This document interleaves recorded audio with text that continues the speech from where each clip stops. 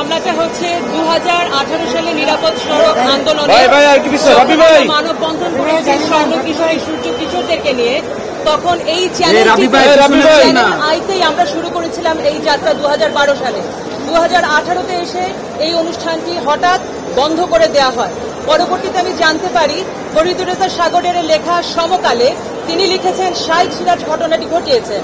আমার অভিযোগ এই অনুষ্ঠানটি বাংলাদেশের যে 2 কোটি কিশোর কিশোরী আছে তাদের প্রাণের অনুষ্ঠান। তারা এখানে ইনভেস্ট করেছে তাদের স্বপ্ন, তাদের শ্রম, তাদের মেধা, তাদের টাকা। এই অনুষ্ঠানটি বিনা বাক্যে, যা ফরিদুর রেজা সাগরও বলেছেন, বন্ধ করে দেবার অধিকার কোনো মিডিয়ার নেই। সুতরাং আমার দাবি অনুষ্ঠানটি আবারও শুরু হবে একই চ্যানেলে এবং অন্যান্য চ্যানেলও যদি আমাদের সহযোগিতা করে। কিশোর কিশোরীদেরকে নিয়ে আমরা অনুষ্ঠান করতে চাই, আমরা তাদের পুষ্টি নিশ্চিত করতে চাই, বাল্যবিয়ে রোধ করতে চাই। দ্বিতীয়ত সেই সঙ্গে সঙ্গে একজন মিডিয়া কর্মীকে যদি বিনা বাক্য ব্যয়ে কথোপকথন ছাড়া হঠাৎ করে তার বেতন বন্ধ করে দেওয়া হয় তাহলে তার রুচিতে আঘাত পড়ে।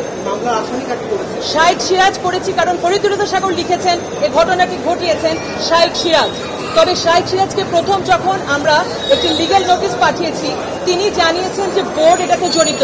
যেহেতু ফরিদুর রেজা সাগর বিদেশে ছিলেন, অসুস্থ ছিলেন দীর্ঘ সময়, তিনি এই বিষয়ে কিছু জানেন না বিধায় পরবর্তীতে তাকে অনুরোধ করলে তিনি বলেন বোর্ডে তিনি এটা প্লেস করতে পারছেন না।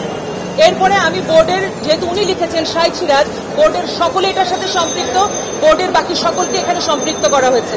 অর্থাৎ মামলাটি হয়েছে শাইখ সিরাজ অ্যান্ড গং। শাইখ সিরাজ হয়েছে 1 নম্বর আসামি, চ্যানেলের বার্তা সম্পাদক।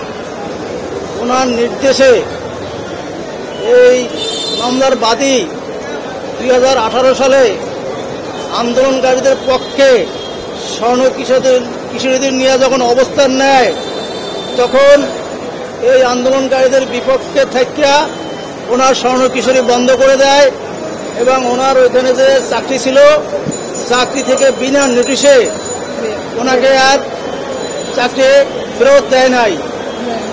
এ পর্যন্ত 2024 সালে যে কোঠা আন্দোলন ছিল, যেহেতু উনি স্বর্ণ কিশোরীর চেয়ারম্যান এবং বাংলাদেশের মানুষের এই শিক্ষার্থীদের পক্ষে উনি সবসময় কথা বলে, উনি বলিষ্ঠ কণ্ঠ, এই কণ্ঠকে রোধ করার জন্য এই মামলার প্রধান আসামি শাইখ সিরাজ রয়ের এজেন্ট হিসাবে ওনাকে বিভিন্নভাবে হয়রানির শিকার করেছে, ওনার টাকা পয়সা আত্মসাৎ করেছে, ওনার মান সম্মান নষ্ট করেছে এবং সর্বশেষ এই 24-এর কোঠা আন্দোলনকারীদের বিপক্ষে উনি সরাসরি স্বৈরাচার ফ্যাসিস্ট সরকারের পক্ষে অবস্থান নিয়ে উস্কানি দিয়েছে এবং সেই ভিডিও ফুটেজ আমরা আদালতে দাখিল করেছি। বিজ্ঞ আদালত এই মামলাটি শুনে সন্তুষ্টি হয়ে সিআইডিতে তদন্তের এক আদেশ প্রদান করিয়াছে।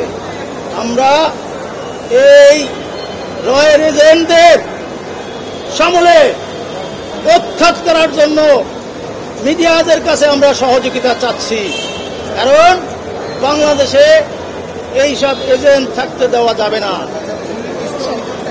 সুনির্দিষ্ট অভিযোগ, ওনার 18 সাল থেকে এই পর্যন্ত প্রতি মাসে 1 লক্ষ টাকা করে বেতন, সেটা ওনাকে পরিশোধ করে নাই।